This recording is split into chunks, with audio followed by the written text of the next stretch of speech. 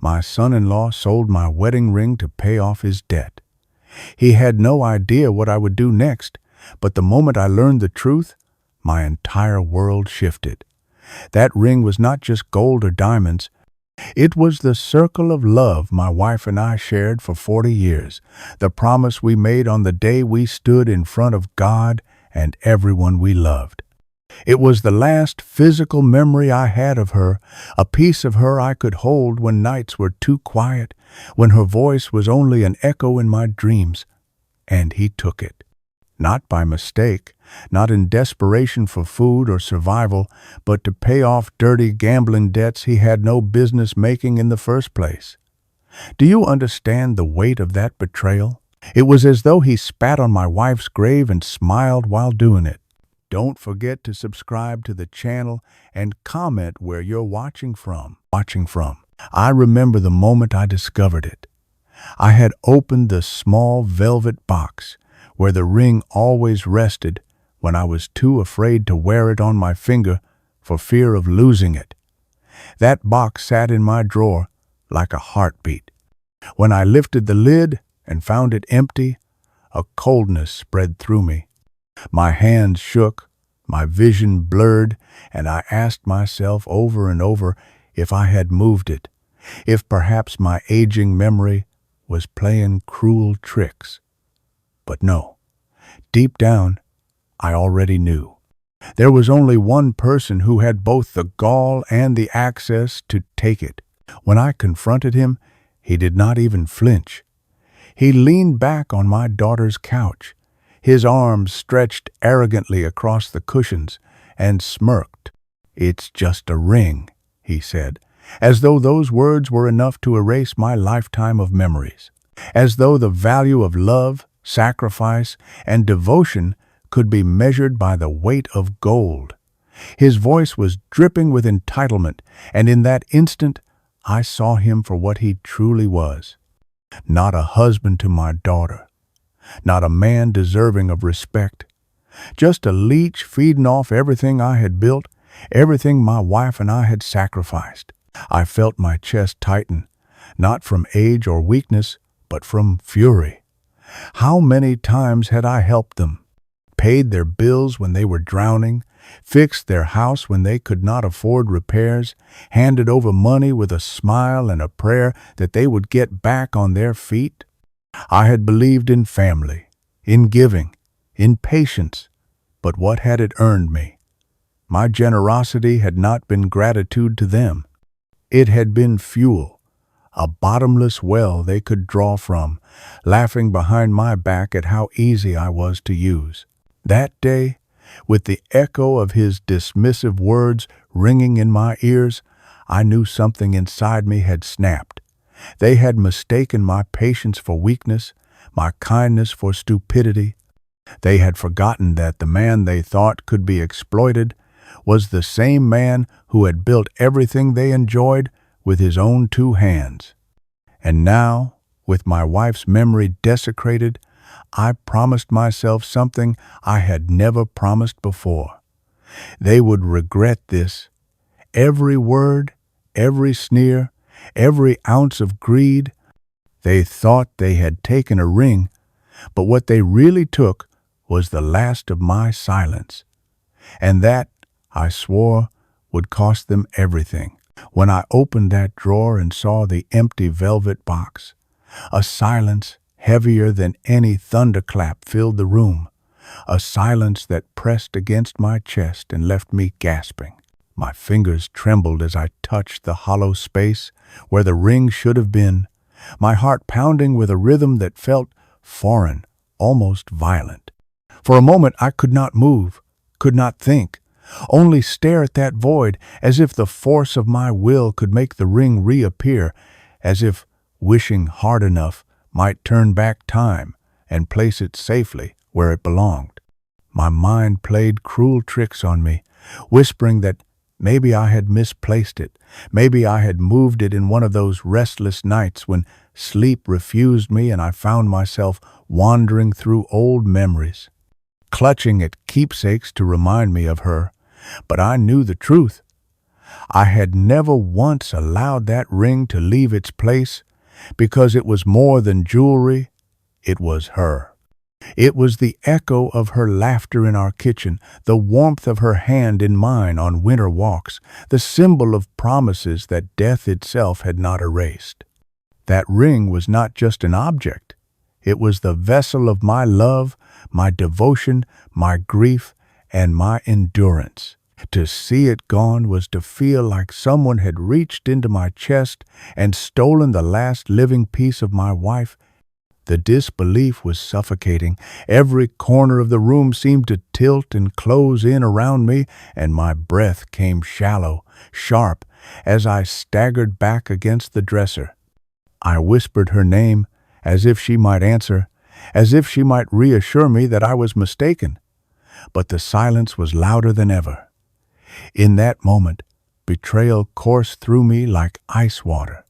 How could he, that arrogant boy who had married my daughter, look at me, look at the life my wife and I had built, and strip away the one thing I had guarded most carefully? I wanted to tell myself there had been no malice, that perhaps desperation had driven him, but the more I thought, the more I knew his greed had guided his hand. To him, it was only gold, something to be bartered for quick cash, a shiny trinket without meaning. To me, it was the heartbeat of the woman I loved. My chest tightened again as I sank onto the edge of the bed, staring at that box, my hands shaking violently, a low sound escaping my throat that was neither cry nor shout but something in between, a wounded thing that I did not recognize as my own. I remembered the day I slipped that ring onto her finger, the way her eyes glistened with joy, the way her voice trembled when she vowed her life to mine. That memory crashed against the cruel reality before me, and I felt my disbelief give way to a rage so deep it burned cold instead of hot. This was not just theft. This was desecration, and it would not stand. I sat there staring at the empty box, and my mind drifted back through the long years that had brought me to this point, each memory cutting deeper than the last. When my wife passed, it was my daughter and I against the world. She was still so young then, barely out of school, her eyes red from tears she did not want me to see, her voice breaking when she asked me how we were supposed to go on without her mother. I promised her I would take care of her no matter what, and I meant it with every ounce of my being. I worked long hours, took every shift I could, and when I came home bone-tired, I still made sure dinner was warm on the table, her homework checked, and her worries soothed. I carried both roles, father and mother, protector and nurturer, and I bore the weight without complaint because she was all I had left of the woman I loved. As the years passed, I watched her grow, watched her laugh again, watched her find pieces of happiness I thought were lost to us forever. When she told me she had met a man, my heart clenched with both fear and hope. I wanted her to have love, to build a family of her own, but I also feared she would choose someone who would never understand the sacrifices that had been made for her. Still, I welcomed him. I opened my home. I gave him the benefit of the doubt because my daughter loved him.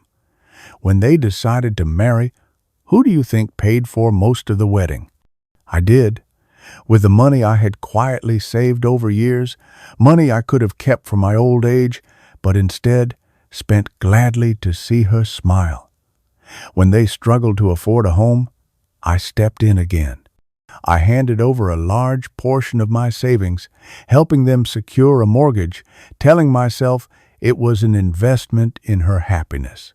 I painted walls, repaired plumbing, and even built their back deck with my own 2 hands. Every nail I hammered in was a reminder of the sacrifices my wife and I had made, and I told myself I was doing right by our daughter, giving her the stability and love her mother would have wanted her to have. But as I look back now, I see the pattern I ignored.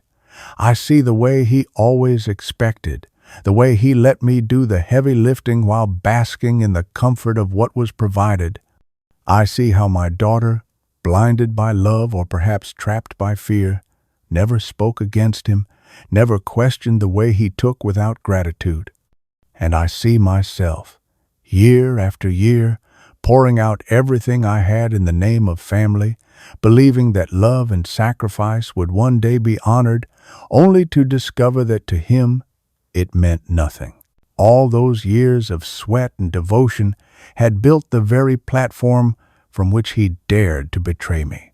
I confronted him the very evening I discovered the ring was gone, my heart pounding so hard I thought it might burst from my chest, and when I demanded to know what he had done with it, he did not even attempt shame or apology. He lounged on the couch as though he were the master of the house, one arm draped lazily across the backrest, the other scrolling idly on his phone, and when I spoke of the ring, his lips curled into that smug grin I had grown to despise. "It was just sitting there," he said with a shrug, his tone dripping with indifference, "collecting dust in some drawer. You weren't wearing it, so what difference does it make? You're not going to marry anyone again." Those words struck me like a slap, stripping me of breath, and yet he kept talking, utterly unbothered by the devastation etched across my face. "I got a good price for it, too," he added, like he was proud of himself, like he had done something clever, and it went to something useful. Paid off a chunk of debt that was hanging over us. You should be thanking me for handling things instead of crying over an old piece of jewelry. My hands clenched at my sides, knuckles white, the blood roaring in my ears. To him, my wife's ring was nothing but gold and stone, stripped of meaning, an object to be converted into cash for his reckless choices.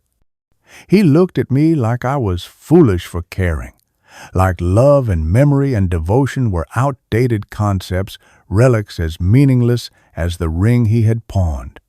I tried to speak, to tell him what that ring meant, how it was the last tangible connection I had to the woman who had been my partner through every storm, but he waved me off with a laugh that stung worse than his words. "You're overreacting," he said, shaking his head as if I were a child throwing a tantrum. "You've still got your memories, don't you? That should be enough for an old man like you." The arrogance in his voice, the way he dismissed decades of love with a single wave of his hand, ignited something deep inside me that I had not felt in years. He believed himself untouchable, so certain that I would swallow this insult like I had swallowed so many others. He believed my silence meant weakness, my patience meant stupidity, and his eyes gleamed with that unspoken challenge, daring me to prove otherwise. In that moment, as I stood in the living room of the very house my money had helped them buy, staring at the man who had stolen my wife's ring and dared to laugh at my pain, I realized he had no idea what I was capable of. He thought he had beaten me down, but all he had done was awaken a resolve he would soon regret ever testing. What cut deeper than his arrogance was the silence that followed, the silence that came not from him, but from my own daughter, the little girl I had raised alone, the one whose tears I had wiped when her mother died, the one I had worked myself to the bone for so she could grow up without feeling the crushing weight of poverty on top of grief. She was there in that room when I confronted him, standing by the doorway with her arms folded, her eyes darting between us, and though she saw the fury in my eyes and heard the contempt in his voice, she said nothing, not one word to defend me, not one whisper of outrage that the symbol of her mother's love had been sold for pocket change to cover his vices. I looked at her, silently begging her to speak, to remind me that she was still the girl who once clung to my hand and told me I was her hero, but all I found was hesitation and fear. When I asked her directly if she knew, her lips parted but no sound came, and her gaze fell to the floor like a guilty child caught in a lie. That silence echoed louder than any scream. In her quietness, I heard his grip on her life. The way he controlled the money, the way he convinced her that I was only a backup resource, a well to be drawn from whenever their own recklessness ran them dry. I had seen glimpses of it before. The way she deferred to him, the way her laughter seemed forced when he was near, the way she avoided meeting my eyes when she asked for money. But I had always told myself she was happy, that she had chosen this life, that perhaps I was only imagining shadows where none existed. Now, staring at her silence, I realized how deep his influence ran. It was not just arrogance that fueled him, but the quiet complicity of the woman who should have stood by me. And yet, I could not hate her. My heart ached because I saw in her the girl who once trusted me to protect her, and I knew he had wrapped his hands so tightly around her that she no longer knew how to speak without his permission. But the pain of her silence, the betrayal of her choosing him over me in that moment, seared into my chest like fire.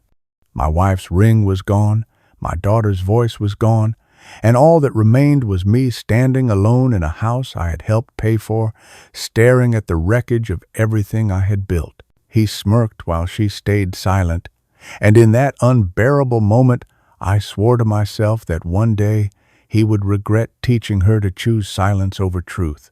I sat alone later that night, staring at the shadows crawling along the walls, and the weight of everything I had done for them pressed down on me like a mountain. I thought of the countless times I had opened my wallet without hesitation, not because I had excess to spare, but because I believed family meant sacrifice, that love meant giving without keeping score. I remembered the nights I stayed up late, balancing my own bills and debts just so I could slip them a check the next morning, telling myself they needed it more than I did.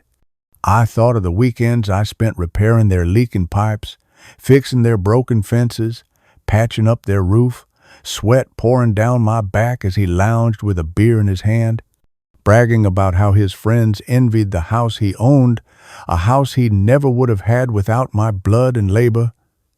Each memory stabbed deeper, and I asked myself over and over how I could have been so blind.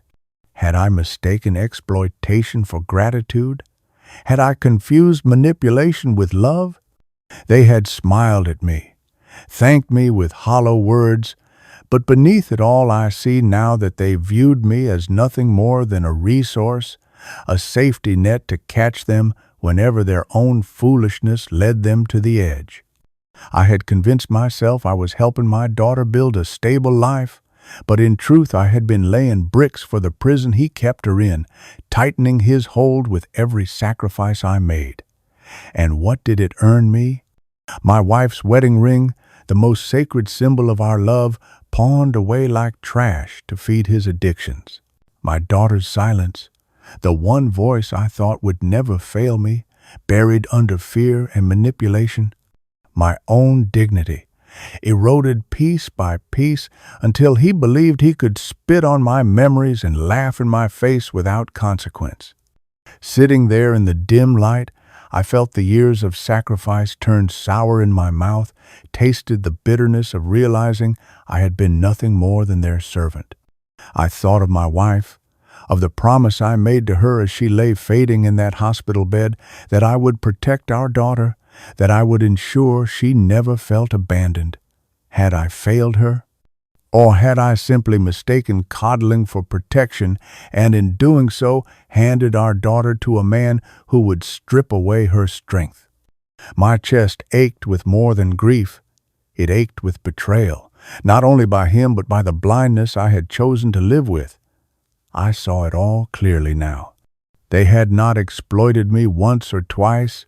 This had been their pattern all along, a cycle of taking and taking while I convinced myself I was giving out of love. That realization burned hotter than any insult. I was not weak. I had been too trusting, and I swore to myself in that moment that I would no longer be their well to draw from. They had drained me for the last time. I sat in the darkness with the hollow velvet box still in my hand, and something inside me hardened in a way I had never felt before. The grief was still there, sharp and cutting, but it began to transform into something colder, heavier, unshakable. For years I had told myself that patience was strength, that forgiveness was noble, that silence kept the peace. I had endured his arrogance, his laziness, his endless demands, and I had swallowed my pride again and again for the sake of my daughter. But this was different. This was not just another request for money or another weekend spent fixing the mistakes he was too lazy to address.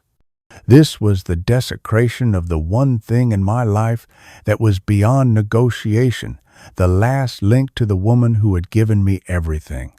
To take her ring and toss it away like spare change was not just disrespect, it was unforgivable. I felt my heart beat steady and strong in my chest, not with rage but with a resolve that cooled the fire burning inside me. I realized at that moment that I had reached the end of my patience. There would be no more checks, no more repairs, no more quiet nods while he took and took.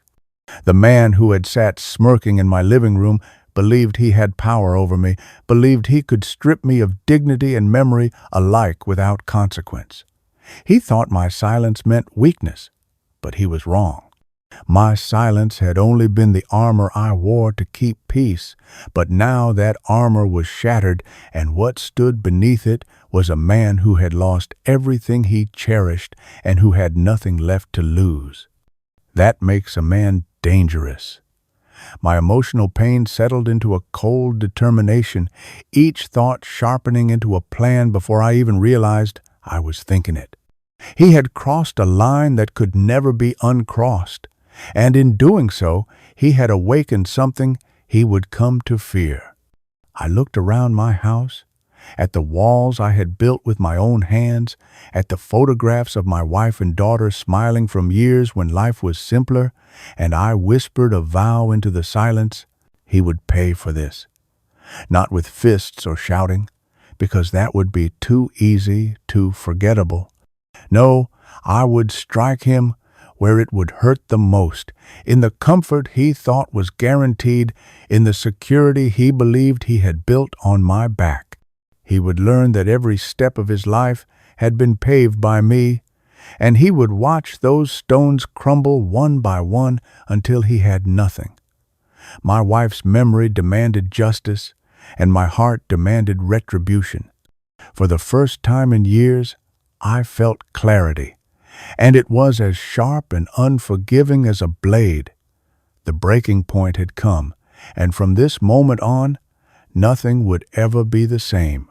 It was a few days after the confrontation when the truth about his debts fell into my lap, not because he confessed or because my daughter finally found her voice, but because arrogance always leaves cracks wide enough for the truth to spill through. I had gone to their house to drop off a box of tools I had borrowed, though in truth I was there to see with my own eyes how far he had sunk after pawning off my wife's ring. As I walked up the driveway, their voices drifted through an open window, carried on the lazy afternoon air. I stopped, unseen, my hand tightening around the handle of the box as I caught his tone, sharp and defensive, not the smug confidence he usually wore around me. He was on the phone, and though he tried to lower his voice, his words sliced clearly through the silence. "I told you I'd have it by Friday," he hissed, his voice trembling with a panic I had never heard before. "No, I don't care how you do it. Just give me one more week. You know I've got connections, I'll pay. Just don't send anyone here." My stomach knotted as I leaned closer, each word confirming what I had long suspected but never proven. This was no simple credit card bill or overdue loan. He was entangled with people who dealt in threats, people who did not send polite letters in the mail, but men who knocked on doors in the middle of the night and demanded payment with fists if necessary. I heard him curse under his breath, his tone growing frantic. "I sold the ring, all right. That barely made a dent.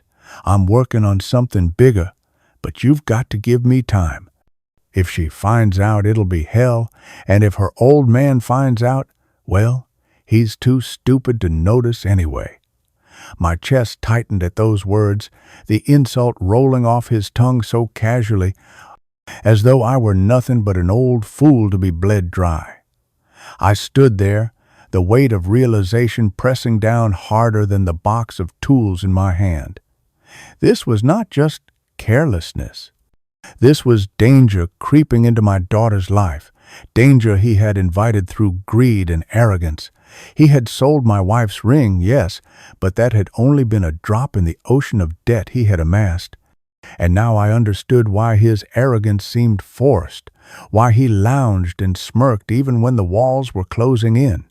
He was drowning, and he thought he could use me as the lifeline to keep himself afloat. For the first time, I saw clearly what kind of man he truly was, not just entitled and lazy, but reckless enough to drag my daughter into the jaws of wolves without a second thought. My hand clenched around the box, my jaw tight, and in that moment the cold resolve inside me deepened. This was no longer just about betrayal. It was about protection. He had put her in the line of fire, and if he thought I would stand by quietly, he had gravely miscalculated. The morning after overhearing his desperate call, I knew what I had to do. Emotion alone could not undo the damage he had caused, nor could rage silence the threats closing in on my daughter's life. If I was going to put an end to this, it had to be done methodically, with precision, with the kind of planning he would never expect from the man he believed was too old, too tired, too soft. I called my lawyer first, a man I had known for years, someone who had guided me through the storm after my wife passed. His voice was calm and professional as always, but I could hear the flicker of concern when I told him I needed to review my will, my accounts, and my assets in detail. When we met in his office later that afternoon, the smell of leather-bound books and polished wood filling the air, he slid the folders across the table and began to go over everything line by line. I listened carefully, asking pointed questions I had never asked before, because now every detail mattered. I wanted to know exactly where my money was, what property was tied to my name, and what loopholes existed that could ensure none of it would ever fall into my son-in-law's greedy hands. From there, I went to my financial advisor, a sharp woman who had always treated my modest savings with the care of a fortune. She looked at me curiously as I asked about restructuring accounts, shifting investments, and securing certain funds in trusts that bypassed in-laws entirely. I could see the calculation in her eyes as she began to map out the strategy, moving pieces on the chessboard of my finances that I had never paid much attention to before. Together we drew up plans that would safeguard everything I had built, walls of paper and ink that no amount of charm or manipulation could penetrate. It was strange, almost empowering, to see how much control I still had when I thought I had given everything away. The law and the numbers, when arranged correctly, could become weapons just as sharp as any blade. As I signed the documents, my hand steady and deliberate, I thought of his smug grin, the way he had waved off my pain as though it were nothing, and I felt a grim satisfaction knowing the ground was already shifting beneath his feet. He believed me powerless, but in reality, I held the strings, and with the right tug, his entire illusion of security would unravel. I left those offices with copies of papers tucked carefully into my briefcase, each page a shield, each signature a step closer to justice. The professionals had not asked for details, and I had not offered them, but in their efficient silence, I found validation. This was no longer just about revenge.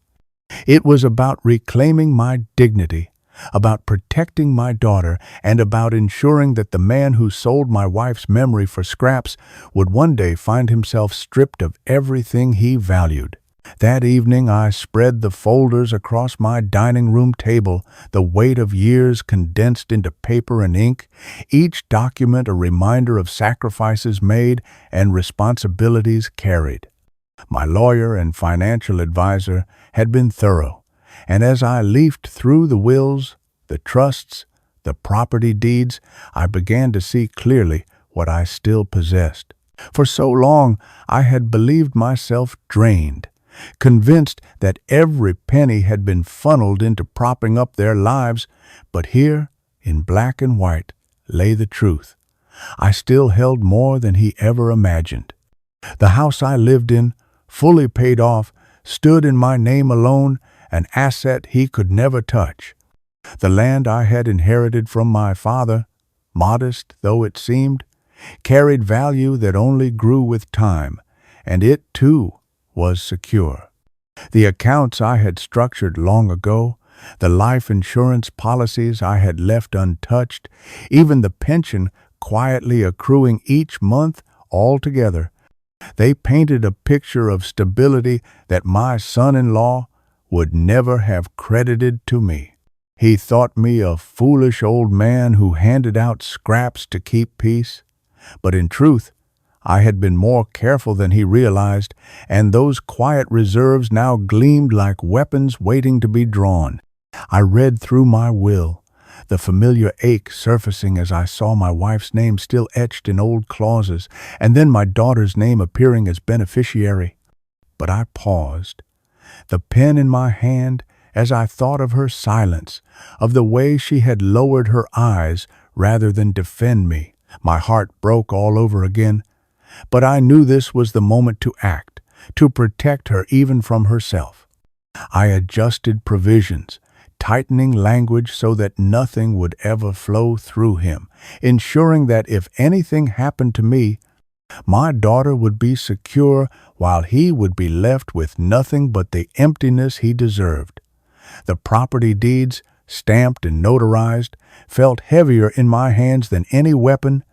They were proof that the life I had built was still mine to command, and I began to see how easily I could sever him from it all. He had believed the lies he told himself, that he had already absorbed me into his orbit, that my sacrifices were his entitlement, but he had no idea that I had always kept something back, some part of myself, and my life's work that remained untouched. That realization filled me with a calm I had not felt since before my wife died. As I tucked each document into its proper folder, locking them away in a safe only I could open, I whispered to myself that the balance had shifted. He thought he had stripped me of power, but the truth lay before me. The assets, the deeds, the accounts were mine to wield, and with them I would dismantle every false foundation he had built.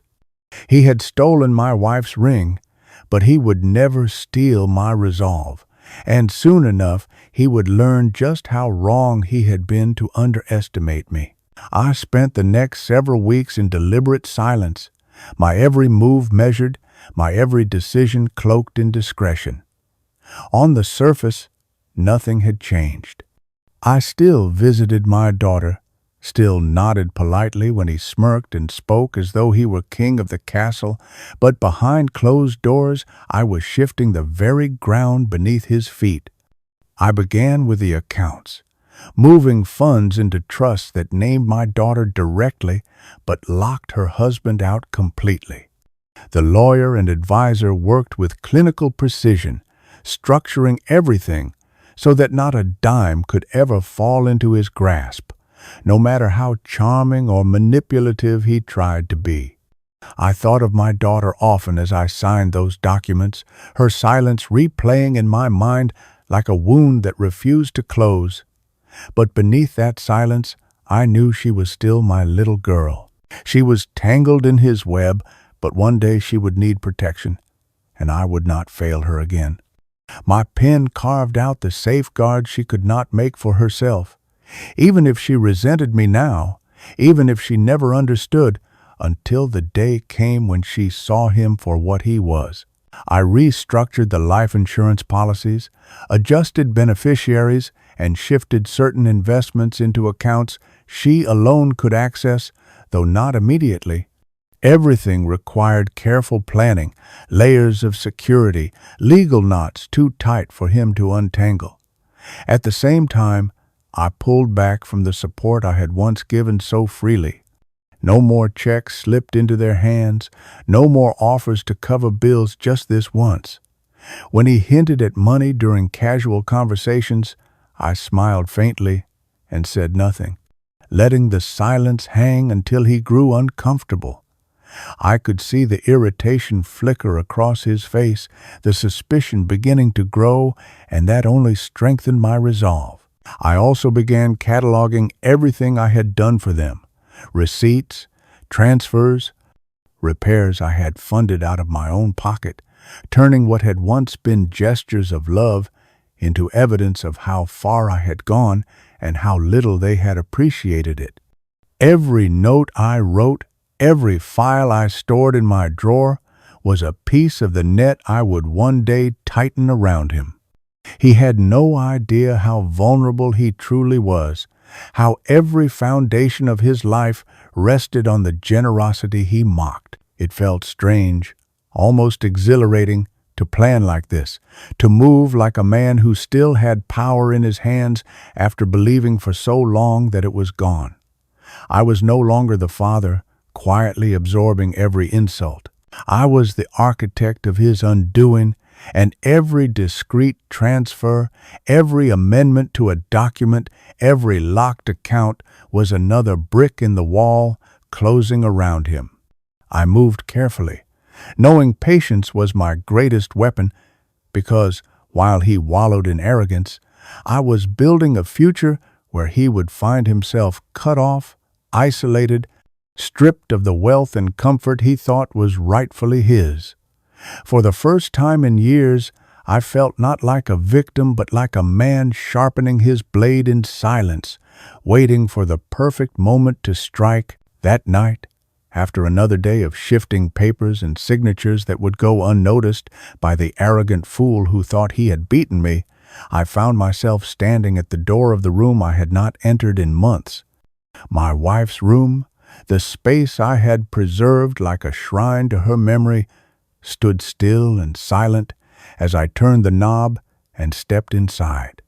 The air was different there, heavier somehow, as though her presence lingered in the faded perfume that still clung faintly to the curtains, in the photographs that lined the dresser, in the neatly folded blanket at the foot of the bed that she had once arranged with meticulous care.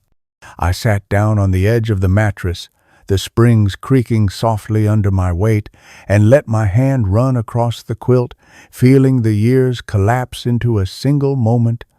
I spoke to her then, in a low voice, my words spilling out into the silence as though she were sitting beside me. I told her what he had done, how he had taken the ring that symbolized everything we were and pawned it off like a trinket. My voice cracked as I confessed the depth of the betrayal, not just his, but the silence of our daughter, the way she could not or would not stand by me in that moment. I felt my throat tighten as I whispered that I was sorry. Sorry for allowing her memory to be mocked, sorry for being too patient for too long, sorry for not protecting the sacred symbol of our love. But as the words tumbled out, something shifted inside me, and sorrow gave way to resolve. I looked at her photograph, her smile frozen in time, and I swore aloud that she would not be disrespected in death, the way she had been cherished in life. He had taken her ring, but he would never take her honor, not while I still breathed. I vowed that I would protect her legacy, that every drop of sweat, every sacrifice, every ounce of love we had poured into building a life would not be reduced to ashes by his arrogance. She had been the foundation of my strength when she lived, and now in her absence she was the fire that fueled my determination. Sitting in that quiet room, bathed in the soft glow of the lamp she had once read by, I felt her presence steady me, reminding me of the man I once was, the man she believed I still could be. I whispered her name one last time before I rose, my chest filled with a cold, deliberate strength. He thought he had taken everything, but he had only awakened a storm he could not contain. I closed the door gently behind me, not as a retreat but as a promise, a silent oath that her memory would be avenged, her dignity restored, and that every step I took from this moment on would be for her. The weeks that followed were marked by a steady rhythm of silence and planning, every move I made hidden behind the mask of an aging man who appeared tired and harmless, while in truth I was weaving a net that would eventually tighten around his neck. I began by assembling every scrap of evidence I could find, tracing through years of transfers and withdrawals, compiling receipts of the countless times I had paid their bills, covered their mortgage payments, even funded their so-called renovations that were nothing more than excuses for him to squander money elsewhere. Each document told a story of manipulation and exploitation, and I organized them into files that painted the clearest picture of his dependence on me. I requested statements from banks, tracked down credit reports, and through my financial advisor's discreet inquiries, I discovered a string of accounts he had opened in reckless pursuit of easy money, many of them now overdue, several already in collections. These accounts revealed not just irresponsibility but deceit, for he had hidden them from my daughter, using her trust as a shield while he sank them deeper into danger. My lawyer guided me through legal safeguards, ensuring that every asset of mine was locked behind walls too high for him to climb. I altered my will so precisely that not even the craftiest attorney could argue his way into my estate. I placed the family home into a trust with stipulations that bypassed him entirely, ensuring that one day it would belong solely to my daughter and any children she might have, leaving him with no claim. I quietly filed paperwork that severed any future legal obligation between myself and his debts, erecting barriers that would leave him stranded when the collectors came knocking. Each visit to my lawyer's office, each signature I placed at the bottom of a page, was another stone in the trap I was building, stones that seemed so harmless alone, but together would form an unbreakable wall. Yet legal safeguards were not enough. I needed a moment of truth, a reveal so undeniable that his arrogance would crumble before witnesses who could never forget it. So I began to plan the stage. I knew his habits, his overconfidence, his belief that he could charm or bully his way through any situation. I would let him speak, let him boast, let him believe the control was still his, and then, when the time was right, I would lay the evidence before him piece by piece until the image he had so carefully crafted shattered to dust.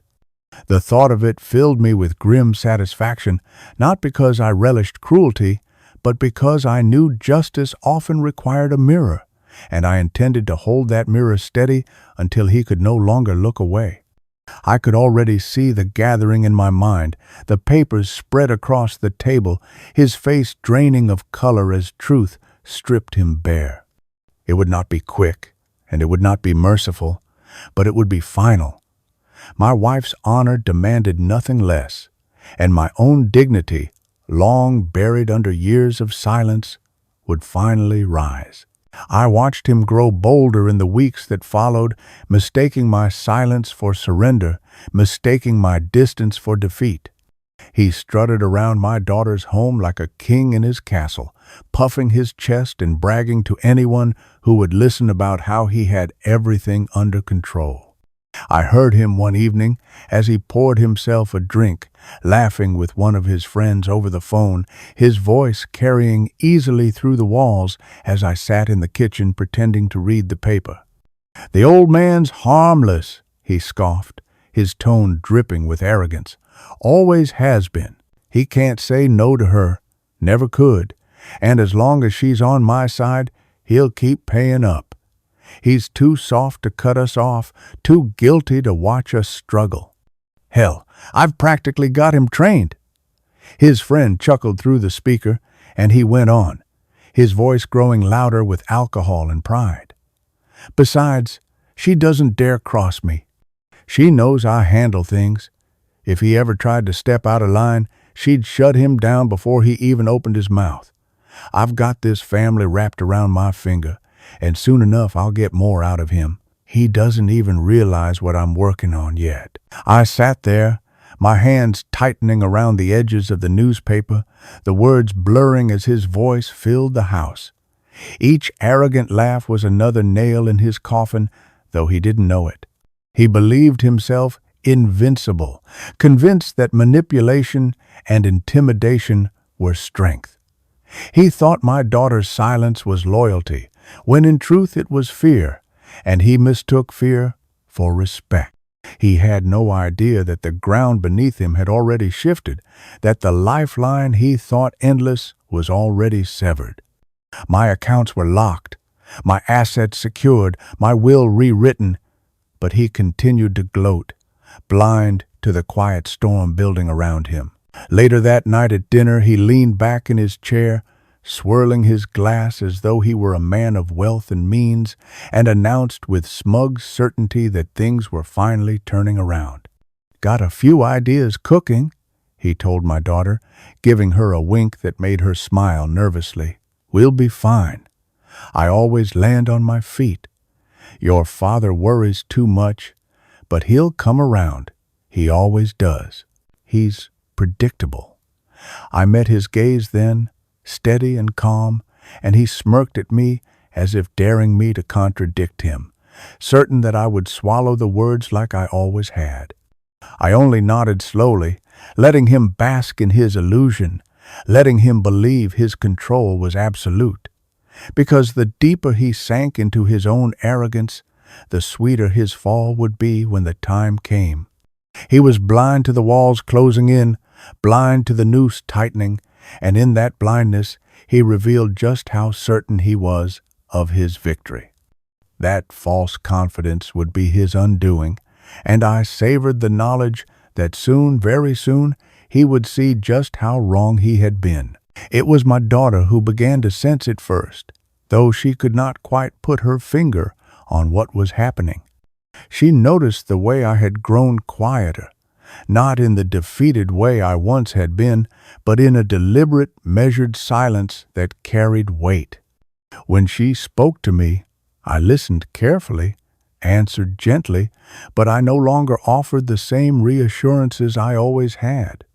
I stopped reaching for my wallet at the smallest hint of need, stopped volunteering to fix what her husband had ignored. She noticed the distance in my eyes when I looked at her, the sadness there tempered by something stronger, something she could not yet name. At the same time, she noticed changes in him. His confidence had not vanished, but it wavered in the quiet moments when he thought no one was watching. His phone calls grew more frantic, his temper shorter, his drinking heavier. He paced more often, muttering under his breath when he thought she was asleep. At first, she tried to dismiss it, telling herself that life had always been stressful, that he was under pressure from work, from debts, from things he never fully explained. But when she looked at me and saw the way I no longer bent to his moods, the way I carried myself with a calm that unsettled even him, she began to suspect that something had shifted. One evening, as we sat together in her kitchen, she studied me quietly, her hands folded in her lap. "You've been different lately," she said softly, her eyes searching mine. I only smiled faintly, offering no explanation, because the time had not yet come. She bit her lip and glanced toward the living room where he sat loudly boasting on the phone, and for the first time I saw doubt flicker across her face. She was beginning to see what I had long known, that his confidence was a mask, and the cracks in it were growing wider. She noticed how he grew nervous when the mail arrived, how he snapped at her when she asked about bills, how his words grew sharper the more I refused to rise to his provocations.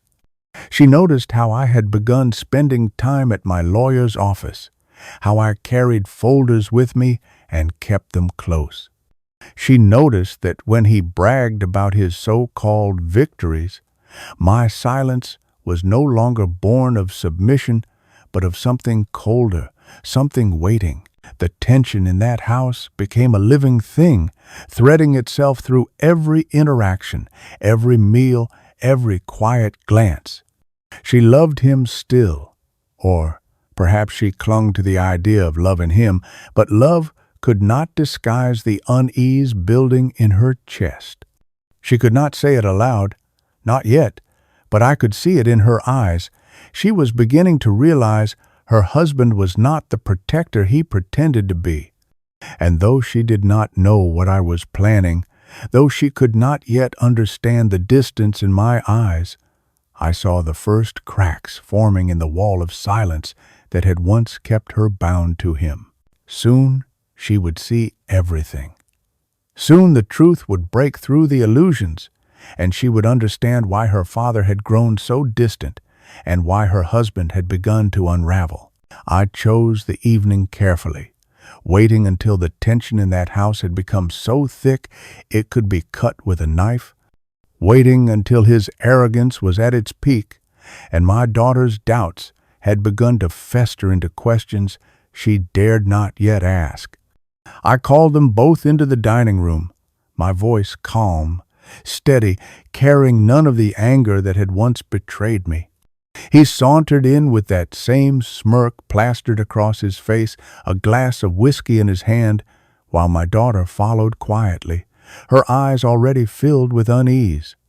I laid the folders on the table, one by one, the weight of them echoing like stones dropped into a still pond, and for the first time his smirk faltered.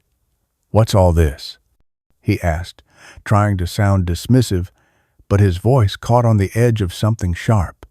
I looked at him directly and spoke in a voice that did not waver. "This," I said, tapping the first folder, "is every payment I ever made to cover your failures. Mortgage installments, utility bills, loans that weren't mine to pay, repairs you never lifted a finger to fix. Years of sacrifice that you took for granted." I opened the folder, spreading out the receipts and statements across the table. My daughter's eyes widened as she scanned the papers, her lips parting as though the ground beneath her was shifting. He scoffed, waving a hand. "So you helped out, big deal. Family's supposed to help each other."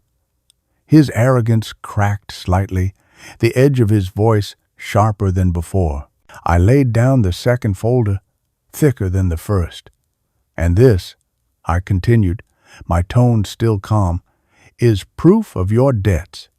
Accounts you hid, credit lines you drained, collections notices you never told her about. You thought you could bury them, but the truth has a way of surfacing." I slid the documents toward my daughter, and she reached for them with trembling hands. Her face paled as she read, realization dawning with each line. "Is this true?" she whispered, her voice breaking as she turned to him, but he did not answer. Instead, he tried to laugh, a hollow sound that echoed against the walls. "You've been snooping. You don't understand how this works. I've got it under control. Finally, I opened the last folder, the one that carried the heaviest weight of all. I pulled out the copy of the pawn ticket, the record of the transaction that had stolen the last piece of my wife from me. I held it up between us and let the silence stretch. "And this," I said, my voice colder now, "is what you did to her memory. You sold my wife's wedding ring, the only piece of her I had left, to pay off a fraction of your shame. You didn't just betray me, you betrayed her, and you betrayed my daughter by dragging her into your filth." The room went still, my daughter staring at the slip of paper as if it were a knife pressed against her chest. His face drained of color, the smugness replaced with something raw and panicked. He opened his mouth to protest, but the words died in his throat. I leaned forward then, my voice dropping lower, each word cutting sharper than the last. "You thought I was weak. You thought I would always stay silent, always write the checks, always bow my head. But you underestimated me. Everything you built on my back is gone. My accounts, my assets, my estate, you have no claim to any of it. The lifeline you thought endless has been cut, and the world you thought you controlled is crumbling as we speak." My daughter's hand shook as she covered her mouth, her eyes darting between the evidence and the man she thought she knew. He sat frozen, his arrogance shattered, his lies exposed, his kingdom reduced to ashes in the span of minutes. I sat back, the storm inside me quiet at last, knowing the moment of reckoning had finally come. The silence that followed my words stretched unbearably until he finally snapped, slamming his glass onto the table so hard that whiskey splashed across the papers, his face twisting with rage as he pointed a shaking finger at me. "You think you can just waltz in here and ruin everything? You're a bitter old man who can't let go of the past." His voice cracked as he shouted, desperation leaking into every syllable. He turned to my daughter, grabbing at her arm, his tone shifting from fury to pleading in the span of a heartbeat. "Don't listen to him. He's trying to turn you against me. He doesn't want us to succeed. He never has. He's jealous. That's what this is." But she pulled her hand back, her eyes fixed on the papers spread across the table, the pawn slip trembling in her fingers. The color drained from her face as she whispered, "Is it true? Did you sell Mom's ring?" He opened his mouth, stammered, then closed it again, unable to form the lie fast enough. His silence was louder than any confession. He turned his fury back on me, his voice rising until it shook the walls.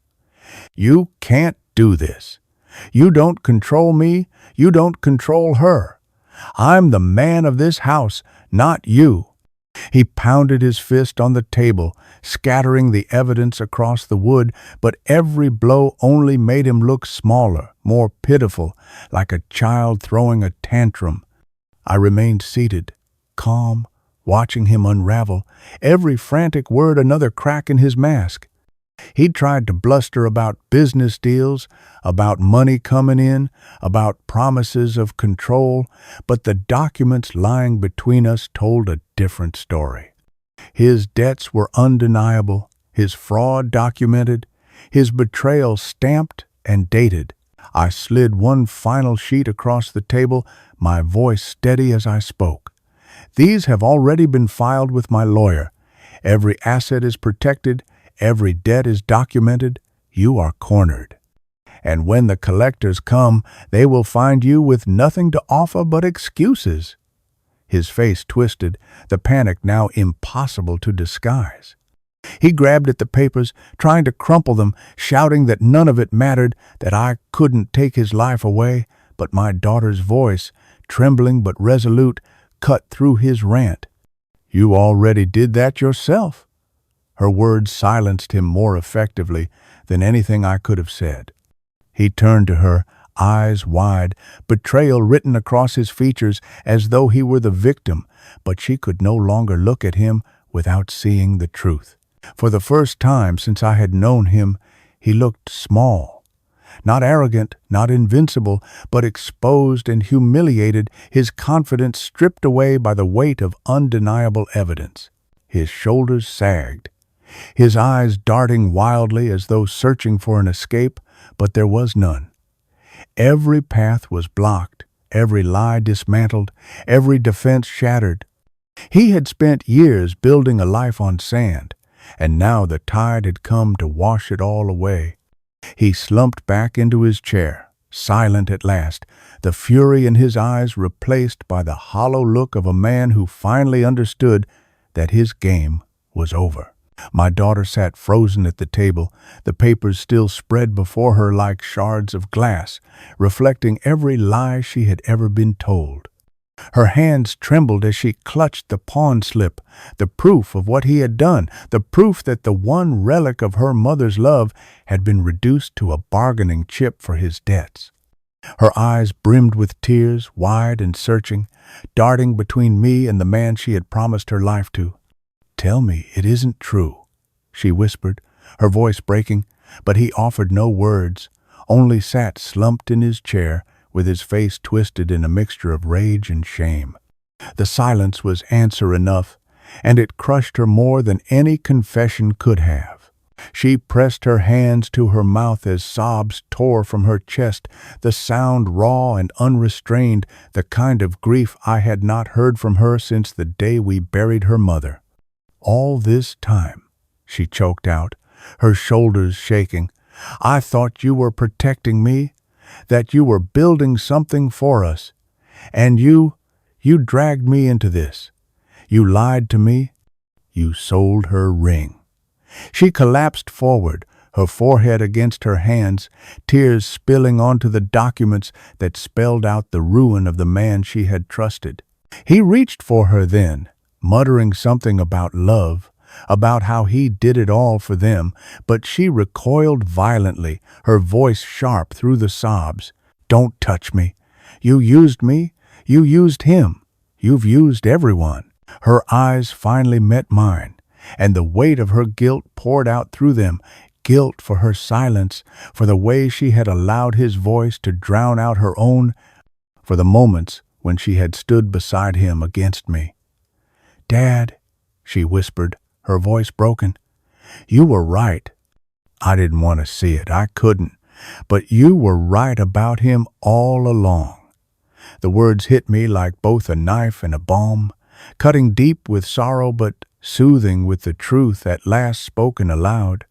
I wanted to gather her into my arms, to tell her none of it was her fault, but I stayed seated, letting her break, letting the truth pour from her without interruption. He tried once more, his voice rising in desperation, hurling words like weapons. "You think he cares about you more than I do? He just wants to control you, to control us. He's poisoning you against me?" But she shook her head violently, tears streaming down her face, her voice filled with a pain that silenced him at last. "No, you did that yourself. You sold the one thing that mattered most, and you didn't even care." The cruelty of his action stood undeniable between them, undeniable in the trembling of her hands, in the hollow sound of her sobs. The daughter I had raised, the girl who once clung to me in the absence of her mother, had finally seen the truth. She was torn, yes, between love and loyalty, but the veil had been ripped away, and she could no longer pretend the man she married was anything but a parasite who had feasted on her trust. Her breakdown was not weakness. It was the first step toward freedom, and though it shattered my heart to watch, I knew it was necessary. She had to see him for what he truly was. And now, with the evidence spread before her and her heart split open, she finally did. The days that followed the confrontation moved swiftly, each one carrying the weight of finality. My lawyer had prepared everything in advance, and with a few phone calls and signatures, the trap was sealed tight.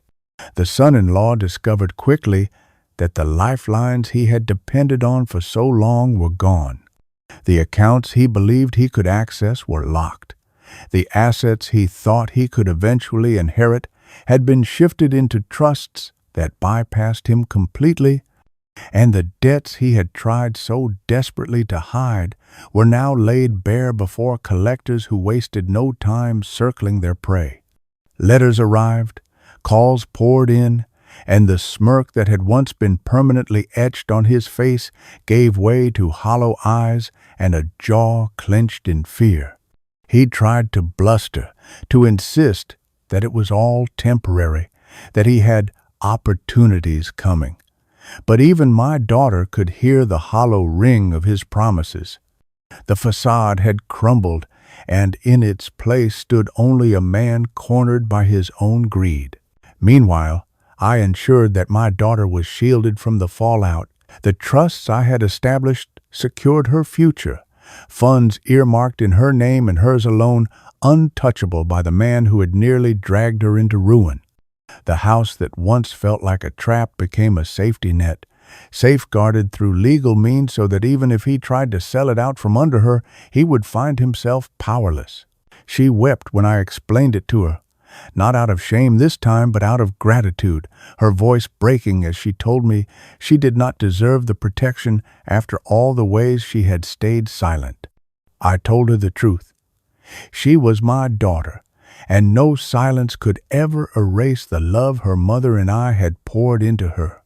Protecting her was not just duty, it was the fulfillment of the promise I had made to my wife, the promise that had kept me breathing all these years. For him, there was no escape. The evidence of his financial deceit and fraud was forwarded to the right channels, legal doors closing around him with a speed that left him stunned.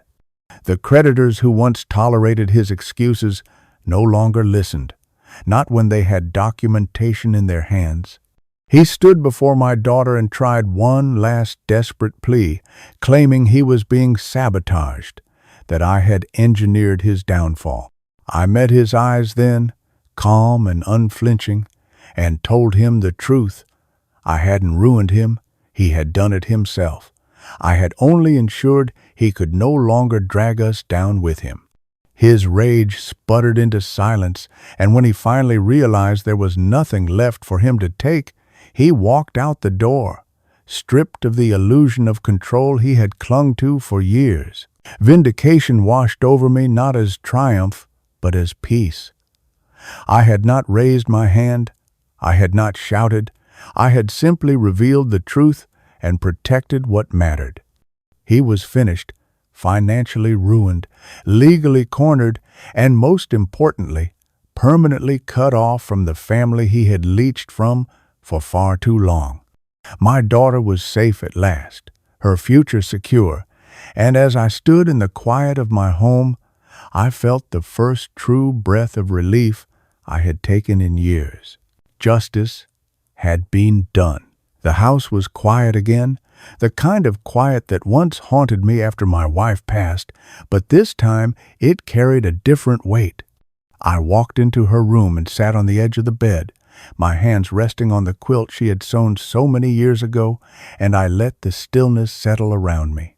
The ring was gone, stolen, and pawned for debts that were never mine, and there was no undoing that loss.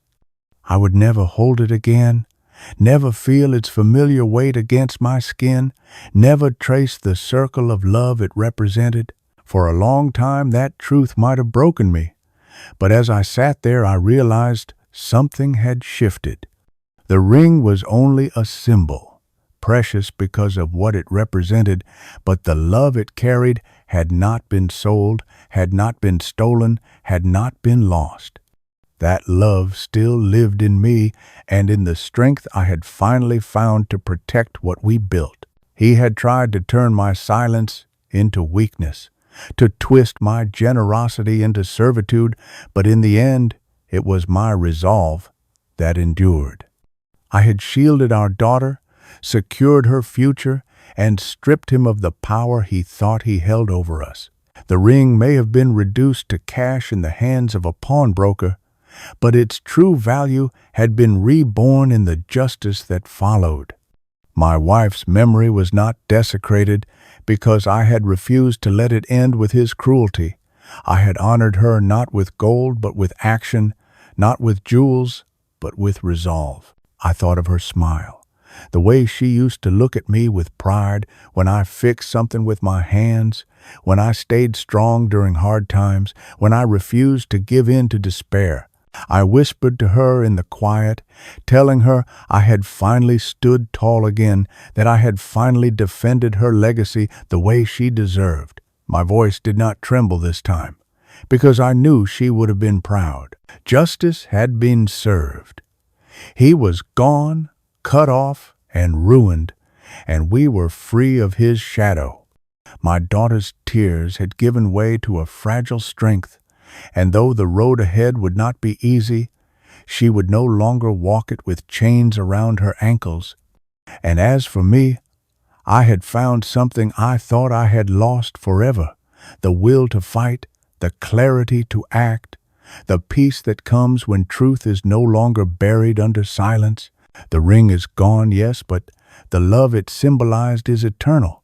It lives in every sacrifice, every memory, every choice to protect rather than surrender. It lives in the strength I finally showed, strength that came too late for the ring, but not too late for the woman I loved or the daughter we raised.